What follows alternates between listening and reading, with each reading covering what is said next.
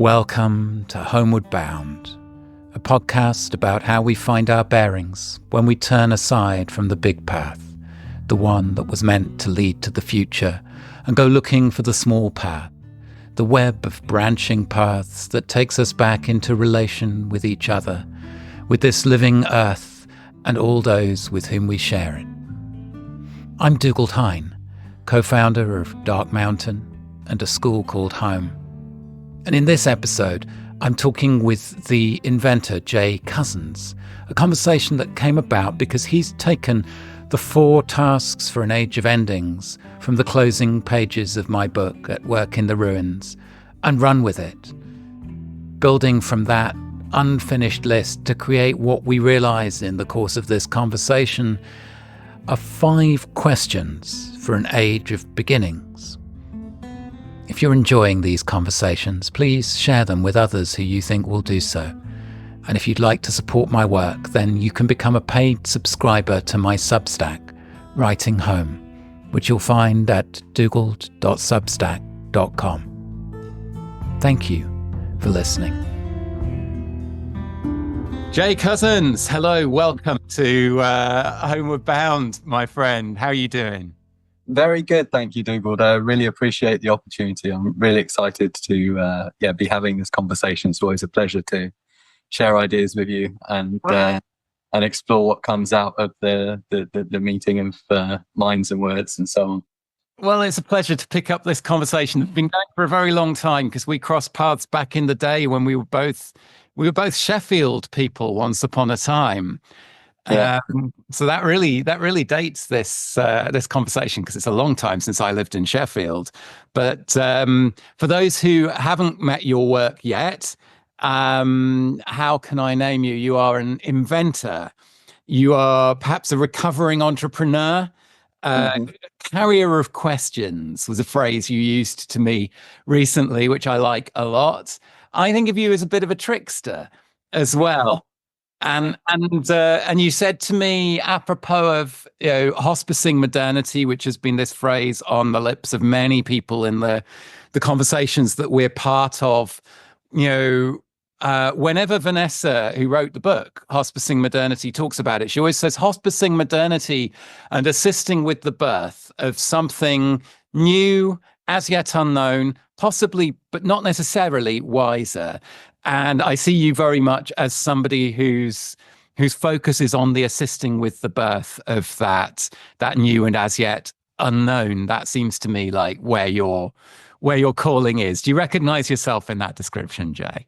Yeah, I definitely recognize myself in that description. Thank you. It's been I think where I've sat for most of my life, which is a strange and uncomfortable place to occupy, where you're constantly seeing what is possible and what wants to be born, and surrounded by all of those ideas that are screaming to kind of come through into the world, and trying to work out where best to focus my attention and how to help them come through, because there are so many new things that wish to be born into the world, and I try and find ways to help them come across.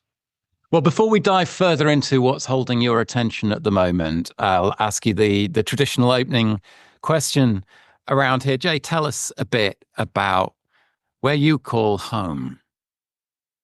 That's a really interesting and challenging question. I would say it's the places that I am in relationship with, more direct relationship with. So at the moment, that core focus is my home here, my house, my garden, my family, here in Dahab in South Sinai.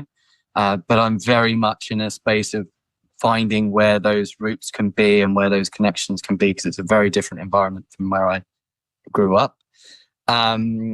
Where I really feel home, as in relaxed and nurtured at the moment, is places like Scarborough and Suffolk, where my birth family reside. It's very kind of divided and split, but especially in the trees and among the trees and in the forests and the woods. That's where I really always feel home, and that was a core part of my childhood, like the the trees really raised me to some degree. I spent most of my time in the woods. A friend of mine joked once that I missed most of the 1980s because I was building dens in the woods, and she's actually quite right. That's exactly where I was. That sounds like a brilliant excuse, and frankly, I mean, it's not like missing the 60s. It wasn't exactly a decade where there was so much to miss out on. But I mean, how long have you been in Egypt now, Jay? It will be, I think we're going on about 10 years, but then there's another maybe 2-3 year period on and off where I was traveling between Egypt and Berlin, which was what first brought me here. And then I had 7 years in Berlin before that. So I've actually lived longer outside of England now than I have inside of England, which is also but I guess you share perhaps that experience to some degree. Definitely. I mean, perhaps not to the same extreme, but there is something about having lived somewhere long enough that it really is home in a whole lot of ways. Yeah.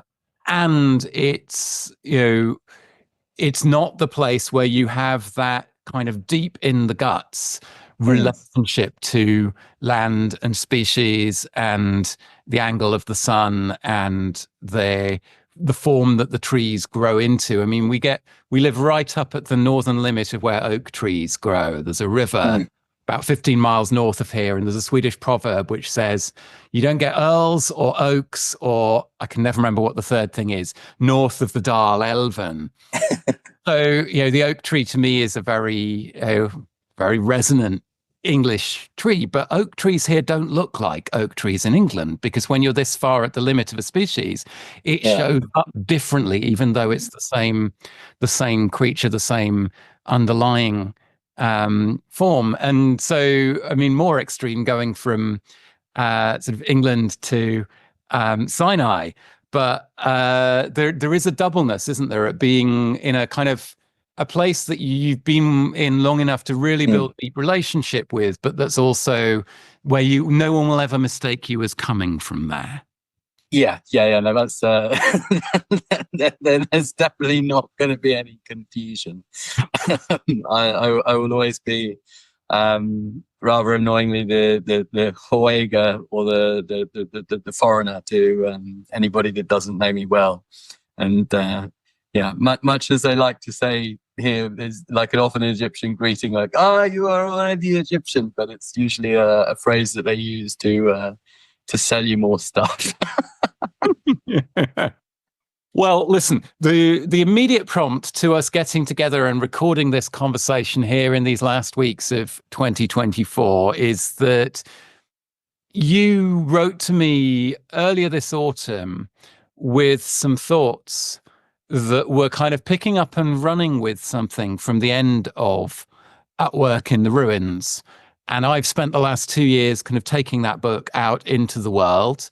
And one of the things in the book which has traveled the furthest beyond my own work with it is this list near the end of the book of 4 kinds of task for an age of endings.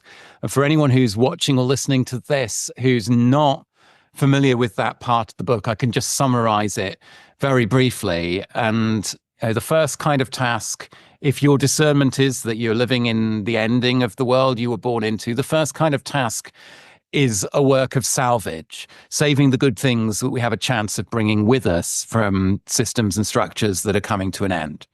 The second kind of task is a task of mourning, which is of acknowledging those things that are genuinely, by your lights, good things that we're not going to manage to take with us.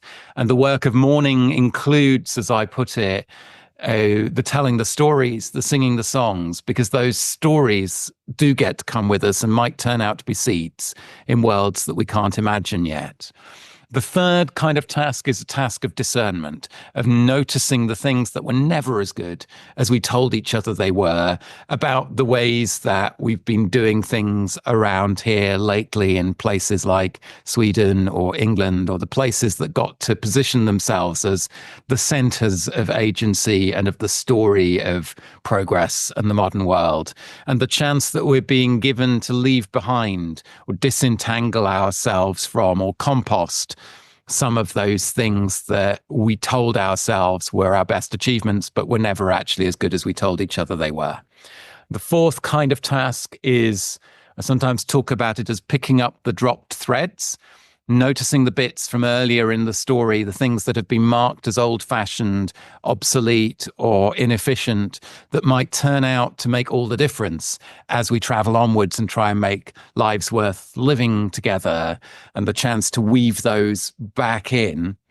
And what was really interesting when the book came out was people started to take that back of an envelope unfinished list and use it to start conversations in all kinds of different worlds. So on the one hand, Richard Smith, the former editor of the British Medical Journal, took it, and in his review of the book in the BMJ, he went, well, right, let's apply this to the fields of medicine and public health. Here's what I think are the good things we have a chance of taking with us, the good things that we're going to have to mourn, the things that were never as good as we told everyone they were, and the things we left out of the picture of modern Western medicine that we badly need to bring back in. But I also heard from somebody who was at a conference where somebody was giving a talk about the future of opera, and using these four kinds of tasks to think about that. The other week, I traveled to an area of rural Sweden called Dalsland, and I discovered that there was a group of people working with rural development in these kind of what have been industrial small towns and villages in quite a rural area, thinking about what you do next when the last of the factories are shutting down to repurpose these resources. And they were using these four tasks as a kind of anchor for those conversations with different actors locally. So it feels like the bit of the book that has proved most useful to people. But what was really interesting to me is when you sort of picked up and ran with it, you didn't just take it into another field and apply it.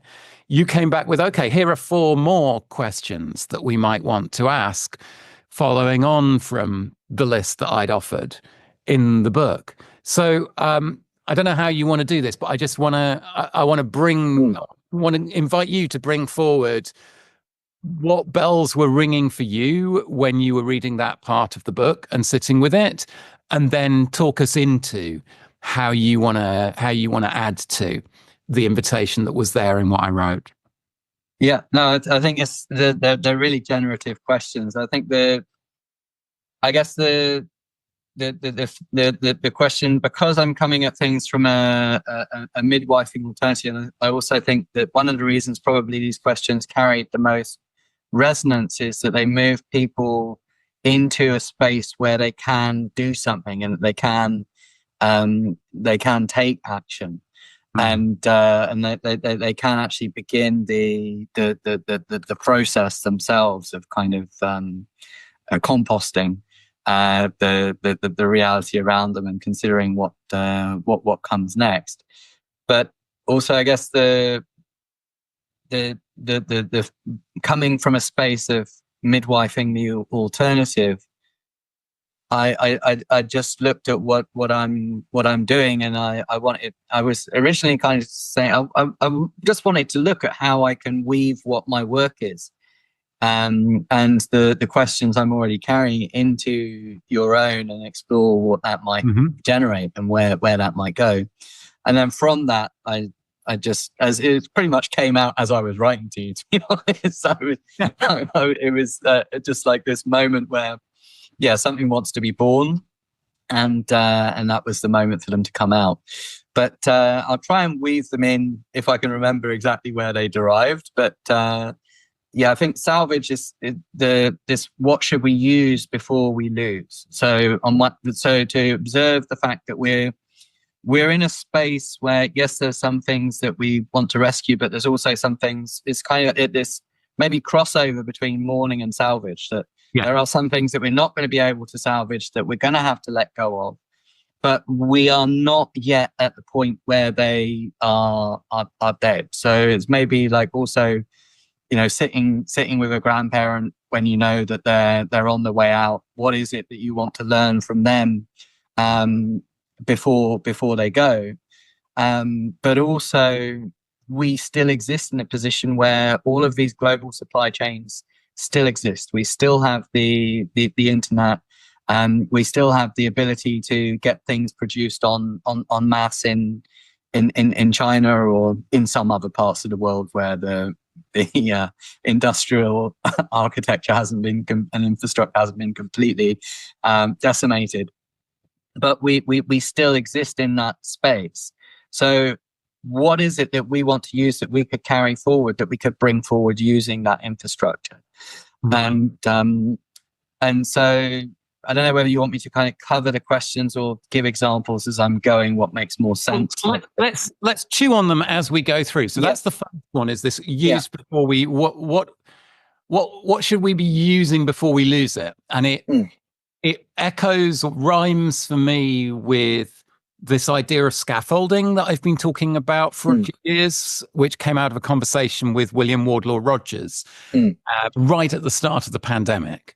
And we were like, okay, we have these kind of two ways of thinking about technology. On the one hand, there's the kind of almost messianic narrative of technology changing everything and being with us forever, and all of it building on all of it, that leads to some kind of singularity. And on the other hand, when we get suspicious about that, there's often a kind of, if you like, crude Luddite. I don't want to diss the subtleties of what Luddism has actually meant and can actually mean in the ways that there are people invoking it and thinking with it today. But Luddite, in the kind of reflex use of that word, desire to dissociate from, which is almost impossible, the technologies that are around just now. But scaffolding is a sort of third paradigm, which says, what if we're using the tools that are around just now, not according to the logic of the people who are building them, but in service to creating a more livable world where when we get there, we won't need some of these tools. And the line is, when the house is built, the scaffolding gets taken down. And that's a sort of, without wanting to ask people to put too much trust in that as a story of how we're using the networks and the tools and all of the things that lie behind them. That's something that I've been dropping in here and there, and that feels like one way of kind of relating the use before we lose. What examples are you thinking about when you think about that? I think the main example, I mean, one of the ones that was coming up as you're talking, I mean, obviously at the moment we are using one of those technologies before we lose it, which is Zoom and the and the internet, because these are essential tools, and we need to be, I guess, more intentional as to how we use them. And I think the point that you raised about not using them as they were intended by the people that developed them, because the people that developed them are trying to harness and capture our attention. So how we can also, on one hand, how we can actually train the algorithm that it actually aligns with our intention and consciously do that, but also how we can use it to build a community, to harness and harvest the knowledge that's required. And to do that with an awareness that, we are potentially going to lose that. So what comes next, and include that in the discussion. Consider how we use it as a technology to help us migrate. How is this technology a trellis that allows us to grow our own thing more strongly? But I think the real one that keeps coming up for me, which is more actually related to the second question that came out of it, which relates to the global supply chains that exist at present, that do allow us to produce new products very rapidly. We're in a situation where, with things like crowdfunding, when you combine this with storytelling, we're actually in a space where, to some degree, not an AI singularity, but a kind of it's never been easier to bring products into reality just using a story. And so we exist within this circumstance. And one example is Dave Hacken's with the precious plastics model. They were able to share this model with the world very rapidly, that people were able to copy and replicate that within global communities worldwide. But also David Harkins is kind of a magician in this respect also, because his first foray before that was with a modular smartphone, which actually subsequently got the attention of Google and of Samsung and various mobile phone manufacturers. It never manifested for technical reasons, but they actually did go through the process of exploring it and looking at how they could bring it to reality, because millions of people shared that video worldwide. But we can be more intentional with how we use these structures, and it's these kind of things that I want to start exploring next year, that you can tell a story of a product that doesn't yet exist, but can be produced. You know that the supply chains exist. You know that the materials exist. You know that it's doable. And just by telling the story, invite people to fund that thing before it's even been prototyped, and to help bring those things into reality. So how do we use these structures that we move from a point where we're telling stories about what's possible, but we use those stories to bring what's possible into reality? Does that make sense? Yeah, I think so. I want to hear more about, was it precious plastics? Was that the example you were talking about? Yeah, precious plastics was one of the examples. So what they did was they developed a set of machinery for recycling of plastic. So a shredder, then you had like an extruder, which can extrude filament material or make granular material that you can then use in further tools and processes, an injection molding machine. They also had a heat press made from an oven. But also, one of the interesting things that comes out of this, although it's a very effective demonstration project, and it equips the local communities with things that will be potentially incredibly useful post collapse. But actually, at the moment, when they're competing with the system and business as usual, there are the economies of scale issues, and the fact that even mainstream recycling of plastic versus using virgin plastic material is more expensive. So, which we'll cover maybe with the business models and stuff further down the line, because this is the secondary question. But what it is doing is it's putting those tools within those communities, and it's using storytelling connected to information that allows people to take the resources that are available to them locally, using skills and processes that are available locally, and build their own infrastructures that allow them to use the materials around them to produce new things that could help them in the future. So I think I only just thought about that now as to why that's a good example. Okay. But that's one example. But also, I think this model is really interesting, that we do exist within this time where we can move just from story to having those products be a reality in our homes and in our houses. And then, as I'll cover later with the biomimetic businesses, that business can die. Having served its purpose and left everybody in better shape. So we'll come back to that biomimetic businesses. But the other example that was coming to mind for me when you were talking about the kind of, this first question, what are we going to use before we lose? It took me back to a conversation I had with the other Jay Springett, who I guess you guys probably know each other. The Jay on the edges. Like I'd like to know him better, but we spoke once. But well, let's see if we can make sure that connection carries on, because I remember him saying, what would we do differently if we weren't acting as if all of this is going to be around forever? And he's saying specifically, think about the power of heavy earth-moving machinery with the concentrated energy of fossil fuels. And, the default thing is, well, all of this is going to be around forever and we're going to magically substitute green energy for oil behind it and we'll always be able to do this. And he's like, so if we stop operating with that, and if we're not simply saying all the machines need to stop now because of the emissions, which, is an understandable impulse, but not necessarily an intelligent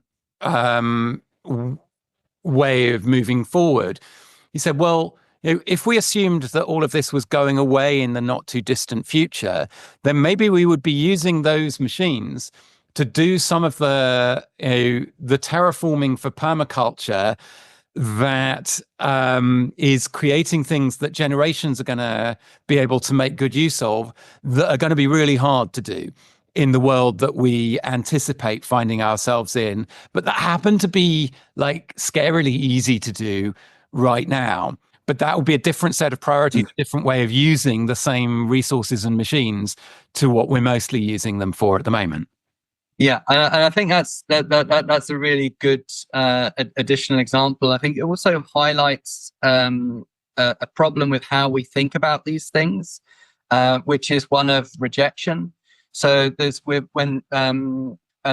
caused me to develop a tool, especially for this, or a set of tools and processes, especially for this purpose. I don't know if there's going to be time to go into them now, but at the core of it is that, we have these emotions around things because of the information that we have, and that leads us to reject outright anything that has that taste of that thing. So how we think about plastic, for example, the issue, and people reject then outright plastic rather than looking at it.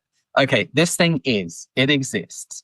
How can it be useful to us, and where is its place of use in the world? How can it be of benefit rather than of harm?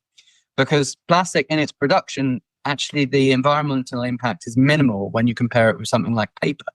But everybody loves paper, despite the fact it's destroying the forest, because it's far away. You don't see the harm that it's doing. You see the plastic bag blowing in the wind in the street. And that's where the plastic bag is harmful. It's when it's in the environment at its end of life. But why is it so harmful? Because it lives so bloody long. Mm-hmm. So we have this thing and we're like, we can't use it because it lasts forever. Okay,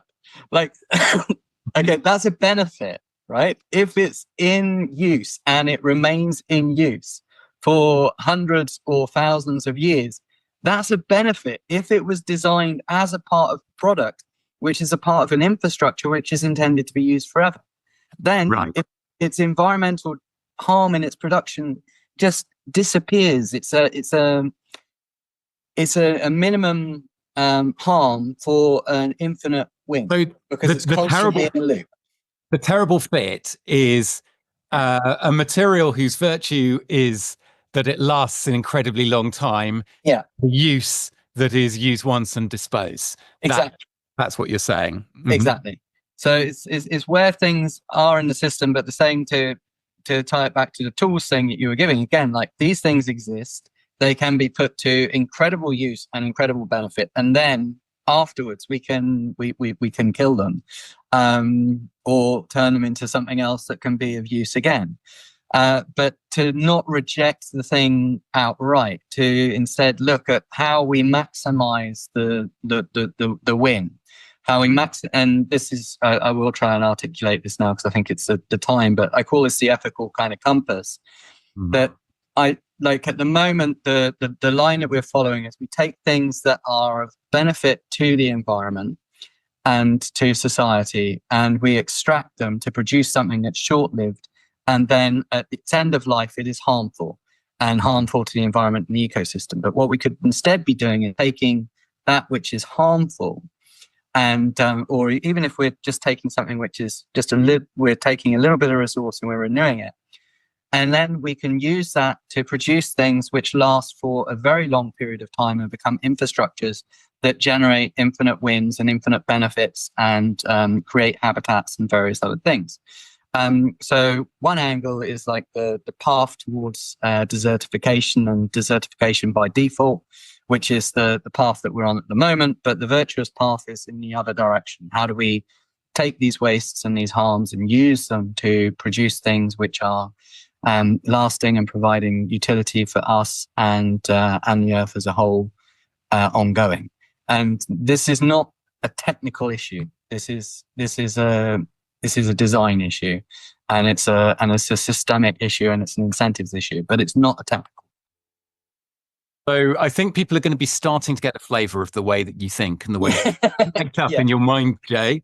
And we will we'll circle around some of this as we get further on.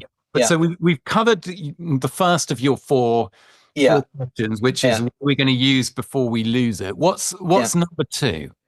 Number two actually derives from this directly, and I think we've covered it to some degree. So what can we produce knowing and accepting what we know? So knowing where we are, what is it that we need to produce? What are the infrastructures we can produce? And I think this also ties into your question of looking at what came before and what was the dropped technologies and the things that we've forgotten about. Because there is so much to be found going back there. And I think the Amish culture, I think, is something where some of these legacy technologies are already retained and being used in parallel. So that was, I think, the example I gave in the email of the Amish wind battery system. So they use both wind directly to power sewing machines in factories where they're sewing and producing clothes. But they also store that energy by running the windmill through a compressor that then compresses the air and stores the pressurized air in pressurized containers. So then they can use that whenever they need. And this is, again, a very simple, available technology. It's something that was explored many years before.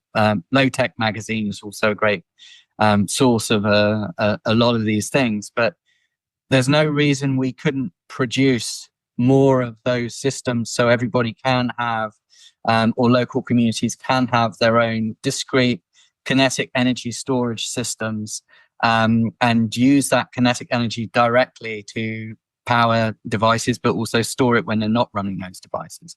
And this is another way of thinking about it also. I mean, you can make hay when the sun shines is an old saying, but we can also grind corn when the wind blows and so on. But we do have the capabilities to store that wind energy, and infrastructures like this can be really useful and worth doing. Also, I mean, the stone paper is one that I'm playing about with directly, and hope to do some crowdfunding campaigns on this next year. But this allows us to have a surface that we can write on and reuse again and again and again, so we can actually move away from paper infrastructure. So if the global supply chain dies, then we have an alternative. There are even people that are making their own inks now from beetroot juice and various other things. So we can even supply the inks. Once you've got the stone paper, you've got everything you need. In the collapse of civilization, you still have paper. In the event that civilization doesn't collapse, then you destroy less forests. So this already exists. It's already in production. It's just about spreading it and using the systems as they stand. But I think I've probably covered enough products. So unless you have anything to add on that, I think we can probably move to the next question. Well, all right. Let's move on to question 3, and we'll see. There might be things from that feed in as we go along. But so just summarize number 2 again, and then give us number 3. Number 2 is, what can we produce knowing the time that we're in and knowing what's coming? So what can we produce now that will help us in the future when all of this is gone? Okay, so you've got the first one was use before we lose. That's things which are going to be going away, but there are ways of using them now that might be different because of looking at things through this lens. The second one is things we can start producing now that come into their own in kinds of futures we may well be heading towards, or the kinds of futures we're wanting to contribute to creating as well. So what's number 3 then? Number 3 is what can we evolve from what is? So looking at what's around, and I think this relates most to some degree, what do we want to let go of? So in this question of what do we want to let go of, it might be not that we want to let go of the whole thing. So the NHS, for example, there's a lot in the NHS we could let go of, but there are some critical things in terms of care, and also critical areas of knowledge and various skills and expertise and tools and technologies that we might want to retain and bring into a different model. But also contained within that evolutionary frame is like, what can we breed these things with? So it might be about bringing together 2 businesses or 2 organizations and birthing something new from them? How do we take the DNA of each and produce something that is better out of that, that can then succeed and outcompete the old, and in this way, through outcompeting the old, accelerate its death potentially, but in doing so, leave us with something stronger and better going forward. Yeah, so I can see this. So in the original 4 tasks, there's a kind of, a binary of like saving and bringing with, or leaving behind, whether that's a matter of mourning or whether that's actually a matter of it's a good thing to leave it behind. But this like adding in the concept, and this is maybe already starting to lean towards your biomimetic approach.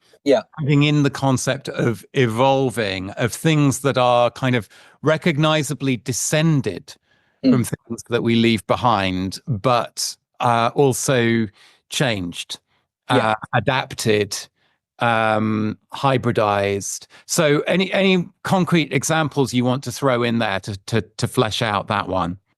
Oh, yeah. As I wish I thought about that to some degree now.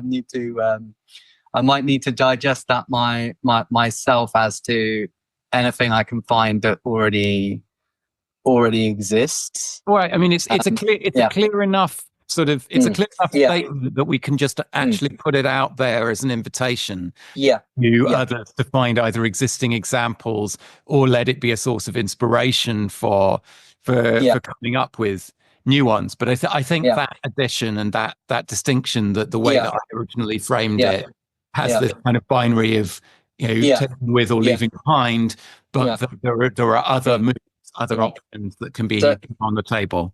I think perhaps the one that's probably most present in people's mind at the moment, but for me it's not working because it's taking the wrong elements of the system, is cryptocurrency, which is kind of seeking to kind of evolve something different from banking, but it's still it's kind of taken some of the worst elements of that across the board and put them on steroids, rather than looking at what the core underlying values or principles or benefits are of money and how do we actually use them. But that's that's a whole that's quite a rabbit hole we could go down.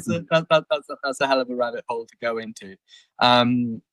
So I think this is happening, but I think often we carry the wrong elements forward, and we lose sight of what's important, which is why I think the let go of question is really important, because without looking at that, you end up kind of evolving something new that still contains those elements, because we don't think about it hard enough. And when we're under stress or under duress, we kind of have the habit of replicating exactly what happened before. And as parents, I think we understand the simplicity. You have the ideal, and then you're tired and stressed, and just like the old patterns just repeat. And this is what can happen with new systems if we're not careful. So I think it's important that question is paired with the letting go and kind of keeping that in the loop. All right. Yes. Are we ready to go on to number 4 and complete your? Yeah, I think we can go on to number 4. And actually, I came up with number 5 this morning. The good thing about unfinished lists, you can keep it. Yeah, exactly. All right, give us number 4. Keeps on coming. So number 4 is what are the seeds of what we mourn? And I think you kind of covered this.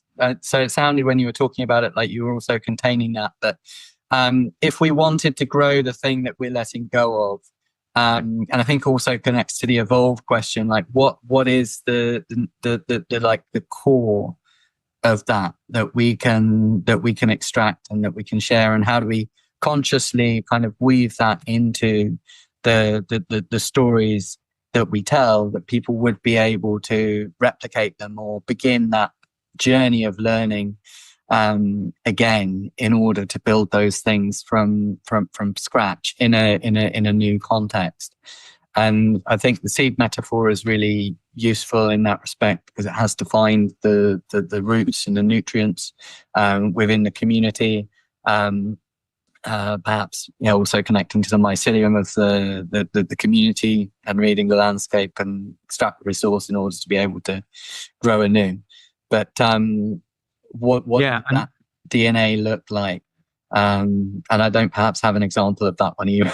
It's sure. But I mean, what's been coming to me as I've been sort of riffing around your list with members of our long table community is the human practices, or the cultural practices relating to seeds, and how they fit into what you're bringing into focus with this. So then what does the harvesting look like of the things that are, the things that are going to die in the course of the kind of historical process we're talking about?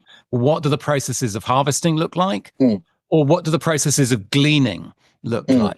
Where it's the going after the cutting down to pick out the scattered seeds and take them with us. And I think there's just, again, what I notice in all of this is there's a lot of image, there's a lot of metaphor in the way that you think. There's a lot of kind of stimulus to the imagination and to the imaginal to sort of to build on and to flesh out the kind of questions that I've been bringing. So and we can talk about, what does seed sharing look? What does reverence for the seed look like? I'm thinking of Dean Prechtel and the Unlikely People at Kuchima when he's describing the practices of reverence for the corn and the practices around the seeds within the Mayan culture that he spent his 20s and 30s deeply immersed in. And then also, what are the seed banks for these kinds of, the things that we're harvesting from stuff that we're not going to get to take with us directly, but where there can be legacies of it that we get to take with us that can turn out to be the seeds for the worlds we can't imagine yet.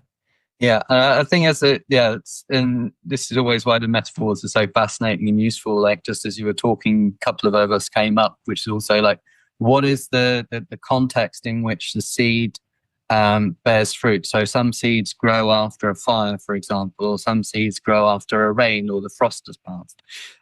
So there's also what is the context in which the seed should grow, and also the benefit of perhaps how we, and this will kind of come into the biomimetic stuff, but the benefit of having a life of purpose for as long as it has a purpose, and then allowing the thing to die and produce anew. So it's not just a letting go and allowing to die as a part of the existing process, but how do we build that whole thing into what we grow, that we don't replicate the hazards of having things grow too large and take over the whole canopy, and then not allow anything else to grow again. And the other thing that kind of popped up is when plants are in times of stress and they know they're going to die, they go to seed. So how do we spot that, and how do we encourage that within the organizations and industries and things that are trying to die? How do we help them go to seed to produce the seed? So it's not just about what we're gathering, it's about what these dying plants are offering. And how do we stimulate that within an organization, that it can go to seed, that it can invite evolution, that it can consciously participate in its own death. So this is really interesting. Like, thinking about how going to seed is used as a kind of disparaging metaphor generally, for obvious reasons for anyone who's been involved in sort of vegetable gardening and so on, that it's about when something has passed the fruitful stage. But I'm also thinking about And I think we should try and feed this conversation across backwards and forwards to Iona Lawrence and colleagues at the Decelerator.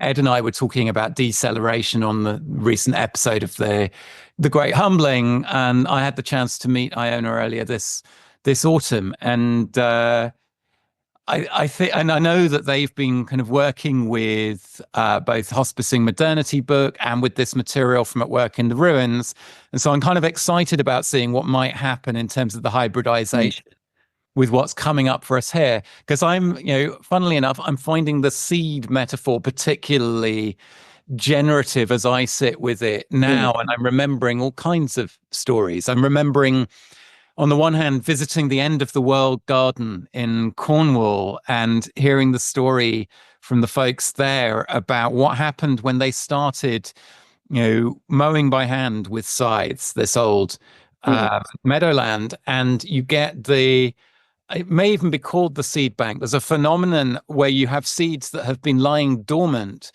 for incredibly long periods of time. I mean, in this case, it was probably 50 years or more, that when the land is treated in a way that calls them back, those seeds grow again. So at that point, we're kind of, we're meeting with that task, the weaving back of things from earlier. I'm also thinking about the image that I've been carrying for years of the cryptic northern refugia at the end of the last ice age, when there was this sort of 1200-year deep freeze where things snapped back to being as cold as they had been at the depth of the ice age, which we call the Younger Dryas. And then at the end of that, suddenly there's a very rapid transformation of climate across Europe and the Levant. And what the paleontologists found was that species were turning up in times and places that didn't make sense if we thought that they had survived south of where the freeze was and then gradually generationally spread northwards. And so instead, cryptic northern refugia as a model for understanding what had happened is, well, you have these tiny pockets. They're cryptic because they're so small that they barely register in the record. Little pockets of microclimates. And then when the thaw comes, that's where the reseeding of the wider landscape happened from. And so I've been talking for years about the social and cultural and historical equivalents of cryptic northern refugia, which could include your Amish example. Pockets where for one reason or another, the conditions have been different. And so practices and skills and even technologies that have passed out of memory elsewhere are kept alive or reinvented or adapted, and those as having this disproportionate impact. And then the last bit of that is remembering the artist Thomas Keyes. In the early days of Dark Mountain, the first thing he ever wrote for us was this wonderful short piece called October Black Isle Pheasant Stew. It was literally a recipe about foraging and making dinner for his family from roadkill pheasant. And there's a bit in it where he says, when I go into the woods at a certain moment in the autumn, when the hazelnuts are ripe but haven't yet fallen from the trees, he said, it's the only moment where I don't feel clumsier than everything else around me. Because in that moment, I remember what fingers are for. The kind of deep evolutionary thing of what we're good for as creatures is the moment where things are ripe but haven't fallen from the trees yet. And the other side of that being, like, in the moment of the cryptic northern refugia, it's not just that the hazel trees and oak trees and other species have survived in these tiny pockets in an otherwise icebound landscape. It's that the humans can then be the ones who speed up the process of the nuts and the seeds moving around, and that's part of how we show up in landscape. And so I think there's just a lot of images behind. But and I think that's really important, is the recognition of to come back to this thing about the framing of how we see ourselves. And there's this, I think the first time I heard it was with from Lyra June, but this idea of humans as a keystone species is one that really resonates with me. And this is what you're talking about, that we are an active symbiotic, or we have the potential to be active symbiotic or even symbiogenetic, or that we are capable of changing our environment with us and changing ourselves. So we are highly adaptive, and it's the most adaptive organisms that survive. So the survivor of 6 separate extinction events that have hit the planet have been mushrooms every single time. And that's because they are adapting ecosystems. They adapt to the ecosystems, but also they adapt ecosystems. They actually change them. They will change an ecosystem from forest to prairie back to forest again. And they're constantly participating in this in this way of generating habitat and generating food. And it's critical that we learn this and that we're part of the process of adaptation. But I think the other interesting lens, as well as the Northern Refugia lens, is that, and this starts to kind of edge on woo, so I'm agnostic about this, but that's all right. We're happily, cheerfully welcoming. I will try and link it as much as I can to the science. So I don't know if you're familiar with this process called carcinization, where crabs have numerous ancestors. So there are instances where various different species have become crabs, and this process is carcinization. But actually, it's not something which is exclusive to crabs. There's also, like, I don't know what it's, ferretization, let's call it, where creatures become ferrets. And so but there's also stories of when a habitat is restored, of species that were believed to have been extinct making a comeback, and maybe they found refuge somewhere and existed in secret, or maybe they are evolving to the environment because the environment needs them, and there is a niche there that they can fill. You can view it from different lenses, but where creatures evolve to best fit the niche, and this is what's happening with carcinization. It's best adapted for these specific circumstances of ocean dwelling, armor, claws, etc. But the environment is actually as critical as DNA in the evolving of creatures, and that it's not just an inside out phenomena, it's an outside in phenomena. Right. And that it's also important to be aware of this. And I don't know, for some it gives me hope when we're considering, like, what we will lose is that when it's necessary for something to come back, it will find a way.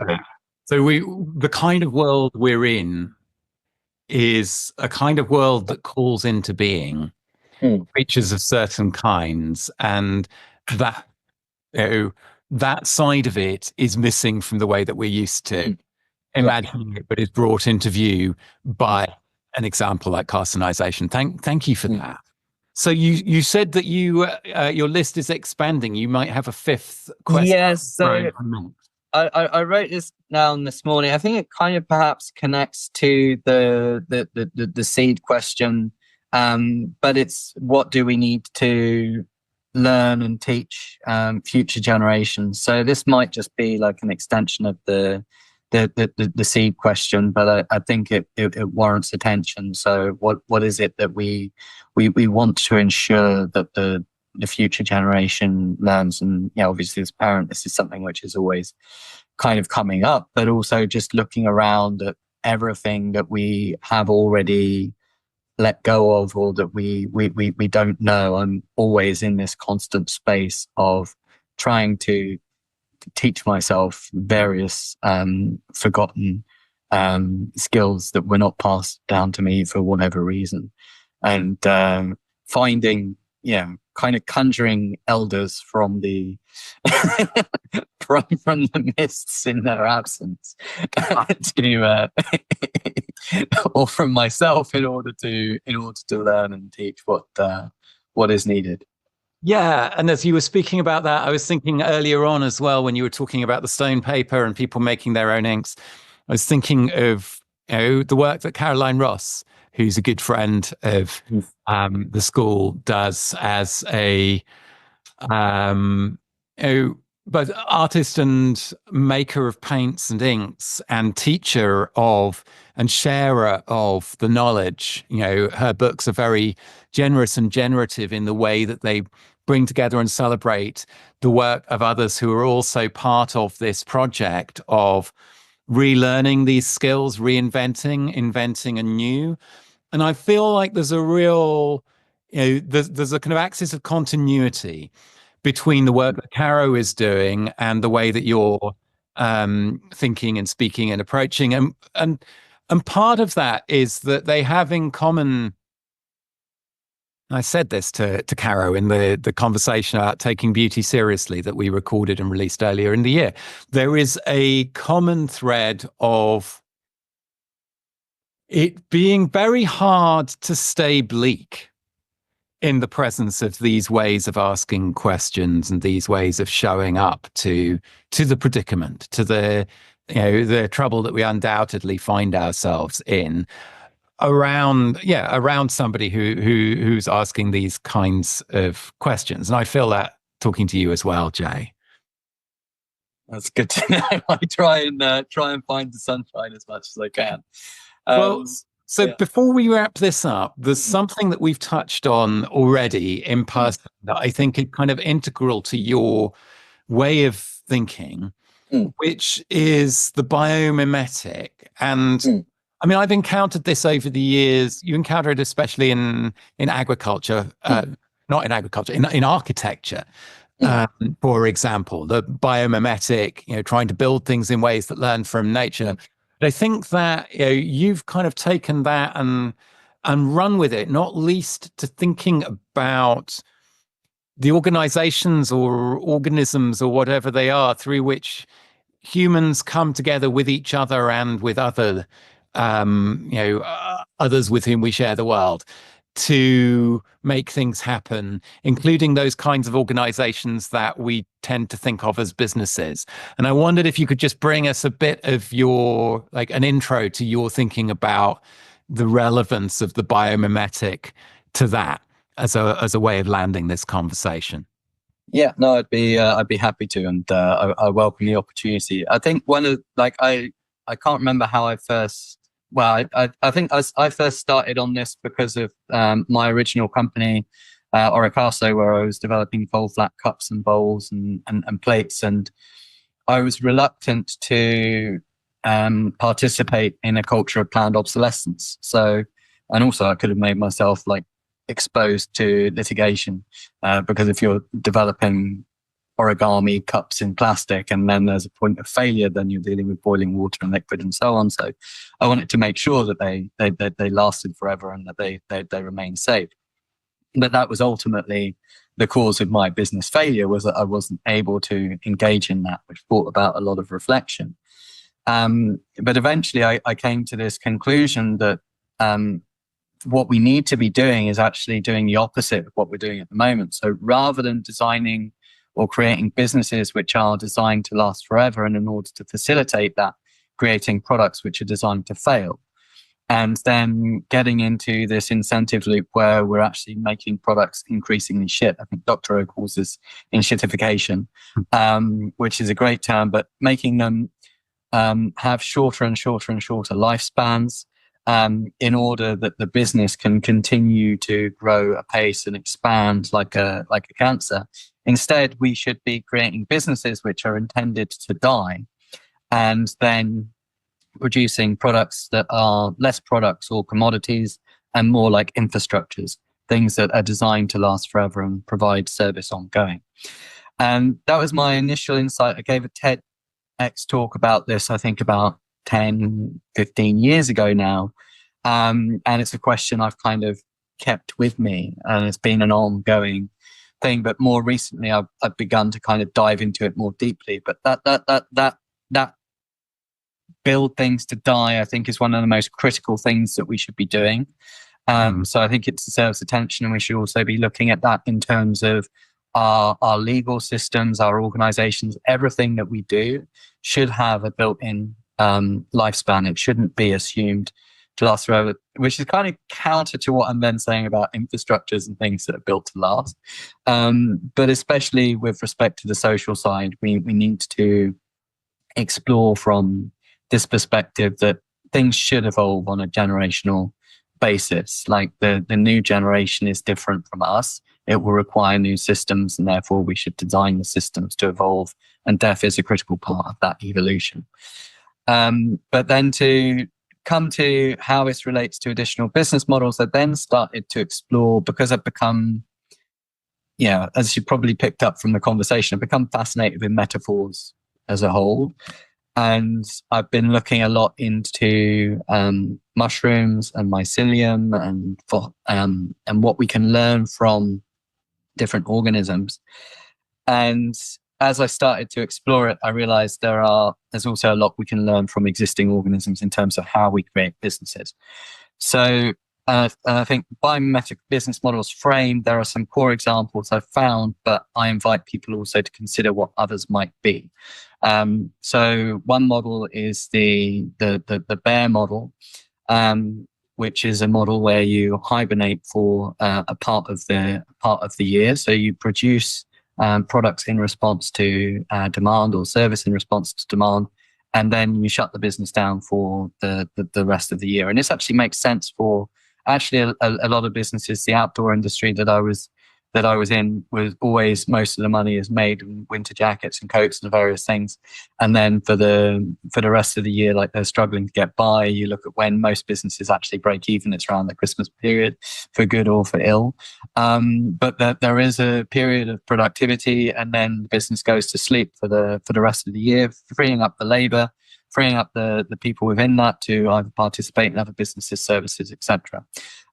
Existing models where you see this kind of happen, an example might be ice cream vans, which also kind of pairs with another model I'll cover, or Christmas trees, or various things of that nature.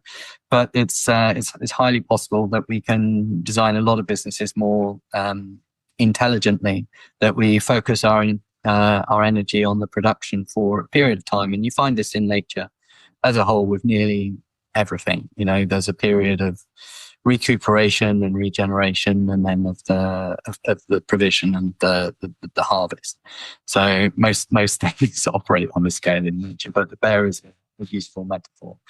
A related metaphor to this would be the cicada, where you're operating on longer life cycles. So the use of the cicada model is in retaining also intergenerational knowledge, but also recognizing that if we provide for this generation, as society expands, we might find ourselves in a situation where it's required again. But also, ensuring that the knowledge itself remains within society. And this is a secondary benefit, but perhaps even the primary benefit, that we retain skills across generations. And we don't, so even when we're looking at infrastructures that we're building to last, you also need to recognize that they need to be maintained, and that we need to keep these skills alive within society. And an example of this, historically, I don't know if it's still practiced to the same extent, but I was given to understand that in Japan, they have this process where every 25 years, they rebuild their houses. And this act of rebuilding the house is ensuring that the skills are retained for the generation to come. And but by having that experience of building the thing and creating the thing, you also know how to repair it implicitly. You know where it can go wrong, you know how you can fix it, and you can be in direct relationship with the things that are keeping you alive, which is obviously kind of essential. And yet, as a society, we don't do this. The Romans didn't do it, which is why, I think about 300 years in, they'd forgotten how to build stuff with the aqueducts. I don't know how accurate those kind of time things are, but sure, the knowledge needs to be regained. So just to check, what's the kind of, I don't know enough about cicadas to fully get the metaphor. Cicadas, they basically they lay their eggs, and then their eggs sit dormant, I think, for about 15-year cycle, and then they hatch. So you have these silent periods, and then the cicada will resurface. This also kind of crops up in like spy movies, like Born Identity or stuff like this, where there's a sleeper agent that kind of resurfaces. But that it's buried, it's dormant, and then it hatches. And again, this kind of relates to the seeds kind of metaphor to some degree, that something can be dormant until the right context arises. This is. So we've got the bear and we've got the cicada. Are there any others in the menagerie here? Yeah, there's a few others in the menagerie. I have to see if I can remember them off the top of my head. So I think there's like it could be the goose or something of that nature, which is migratory. So looking at migratory business models that move both to where there is need, but also to where the environment is most hospitable to them. And this creates a lot of opportunities when we start to think about the possibilities of this. Existing models would be like the ice cream van is an existing model, but also there used to be, again, people that would move from place to place doing knife sharpening or mobile blacksmiths or things like that nature. If we were to update this for modern times, the possibilities offered by mobile fab factories. So I don't know if you're familiar with the term fab labs, these spaces that allow for the production and reproduction of the tools that they use that can produce nearly anything. But actually, one of the best uses of a fab lab is actually in the production of tooling and machines for batch production processes. So the ability of the business and a group of people with appropriate skills that could travel from place to place, produce what that place needs in location, and then just enough for that location, and then move on to the next one, taking with them the knowledge and skills and the ability also to adapt those products to the local circumstances and contexts that they exist within. That would be an example of that style of business and that way of thinking. Then also you have the Beaver model, which is about kind of actually the creation of infrastructure and ecosystems, which is also, I'm trying to work out, like this also pairs with the mycelium model, which also does this, but the mycelium maybe does it on a larger scale. But you create the ecosystem and the habitat for the creation of more businesses. So an example of this might be something like, on the Beaver scale of things, something like a local farmers market, where you're actually creating an ecosystem which can create economic opportunities for other inhabitants and life forms and so on, but also create further opportunities for yourself. But then the mycelial model, which is that on a larger scale, is operating on an ecosystemic scale, sharing of the knowledge across communities, distributing through the most likewise means, coming together around specific events to produce what is needed. So I think all of these things kind of tie in, but each offers a different way of looking at the situation. With the Beaver model, I think also there's the legacy infrastructure that it leaves when it dies. And an example of that is actually the early internet. Those first startups, they all failed, but they led to the building of the fiber optic cables and everything, which we are enjoying today as a legacy.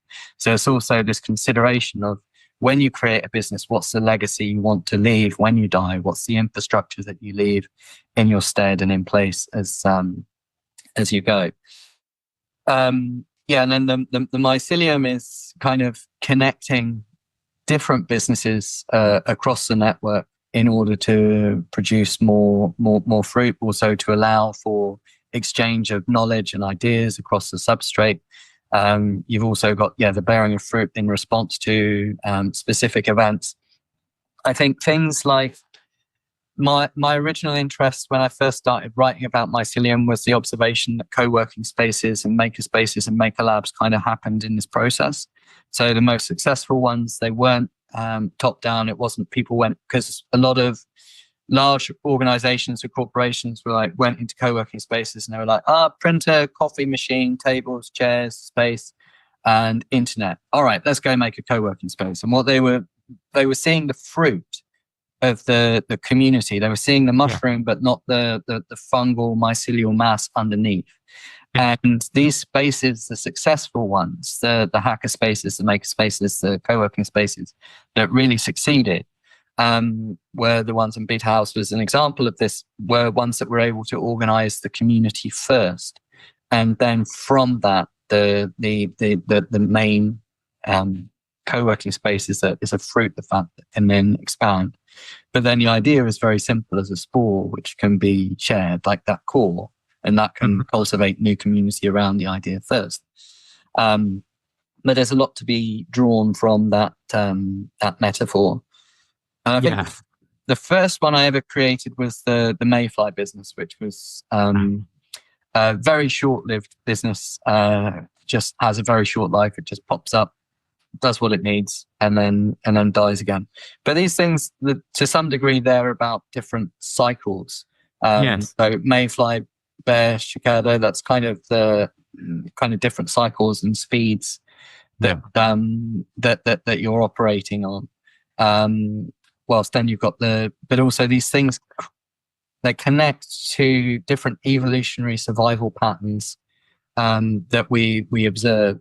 So when in times of stress, hibernation, migration, slowing of metabolism, and evolution, or symbiotic evolution, really actually evolving the landscape and also yourself in response to what's going on. I like that. And as you were saying that, the etymology was somehow suddenly coming to the fore for me.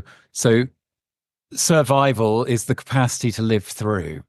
And partly because of the overwhelming influence of Ivan Illich in my work and thinking and networks, we talk a lot about conviviality, which is the ability to live with. And I really like the idea that, conviviality and serviviality might belong alongside or in relationship with each other as a kind of twin set of ideas, that the way we normally use those words doesn't foreground the proximity, the centrality of life and liveliness within both of them, but that might actually be close to the heart of what we're talking about. Well, Jay, I think it's probably time for us to wrap up here. I mean, there's so many more things that we could do with this. I love this menagerie that you've unfolded in the last part of the conversation. And I was thinking too, as you were speaking, about the work of the feminist economics duo, J.K. Gibson Graham. And there's a book of theirs, which I think is called The End of Capitalism as We Knew It, something like that. I'll stick it in the show notes. And it's this sort of description of all of the other ways of doing things that don't make sense according to the dominant logic, that are already here, but being overlooked or going unmarked on the maps because they're just legible if you're trying to look at the world through that dominant logic. And I think that part of what you're doing is throwing a whole lot of kind of imaginal grist to the mill of recognizing and leaning into that, which might, apart from anything else, might help us begin to populate this space of the sort of dead zone of the imagination that we hit when the impossibility of the dominant logic continuing in the absence of growth as normally defined is, I see literally, I hear stories of politicians being sort of brought up to the edge of being able to see the incompatibility of the growth assumption with ecological and frankly human viability. But it being impossible to imagine an economy in the absence of that. And I think maybe part of what you're doing is helping populate that space where what Vanessa would call the space of the presently unimaginable futures. Yeah, no, I think that's I really like that framing. And a lot of my life I spent trying to imagine that alternative economic framework. But part of the reason for exploring this biomimetic stuff is to say, okay, well, there is this ideal space that we want to move towards where we have better aligned incentives and everything else for the environment. But this is the ecosystem that businesses presently exist. Can we introduce things into this ecosystem that can actually outcompete business as usual. And if you imagine a business that comes into your space, let's say you're an entrenched multinational or whatever, and a business comes into your space, serves everybody within that space, meets their need forever, and then dies. How do you compete with that? Like, your niche is gone. And so when you have this, you have a situation where you are forced to evolve or you will die, because it's a superior business model. And those business models can only be maintained by illegality and violence and various other things. And this is obviously a risk, and it remains. But at least it becomes visible. Because it becomes obvious. But the light bulb, I'm pretty sure the patents for the light bulb are long out of date now, because the first light bulb is 110 years old and it's still a light. So that technology already exists. That light bulbs die at all is cartel, not technology. The technology exists and is free of patent now for us to essentially destroy an entire system, destroy an entire industry. And there are questions around what do we do then with the casualties of that, and how do we catch them, and how do we introduce them into what's new. But it's not like there's a shortage of work to be done. It's not like there's this is a whole system upcycling thing that we could go on and on, but it's those skills can still be used within the ecosystem. They can be picked up. They can be used by the network to bring in the next thing that leaves us stronger and stronger and stronger and stronger. And when we force that evolution, then I think we will see actually these industries forced to adapt in order that they can, well, not survive, because they're going to have to kill themselves, but in order that the individuals within them can participate in the destruction of those businesses and the composting of those businesses and the building of the new, because that's actually the best pattern for them to pursue. And it will leave them in a stronger position going forward than to fight it. Well, Jay, thank you for this. It's been fascinating to sort of sit down and try and get on record some of the things that we've been talking about and corresponding about over the years. And I hope that it's been helpful to some of the people listening and watching to this to be introduced to your work, and that there might be follow up from that. So if people want to know more, if they want to follow your work, where should they go? Good question. The main area at the moment, I'm recording like a daily podcast. Well, it's not so much a daily podcast anymore, but a fairly frequent podcast I'm posting at Circus of Seeds Substack. I can maybe post a link. I can't remember. Yeah, we'll put the link into the show notes for that. Yeah. Anything else? On the stone paper thing, my friends in Berlin are presently producing and releasing these into the world, and they're presently doing a crowdfunding campaign to further expand and develop the processes that I've been working with, and that's solarpunknow.world. Right. So give them a plug.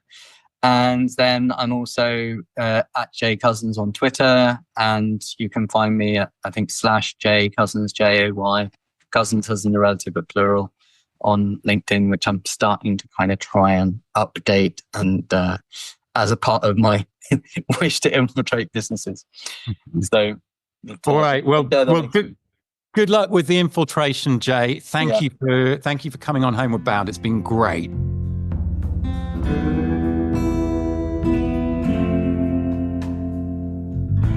You've been listening to Homeward Bound with me, Dougal Tyne.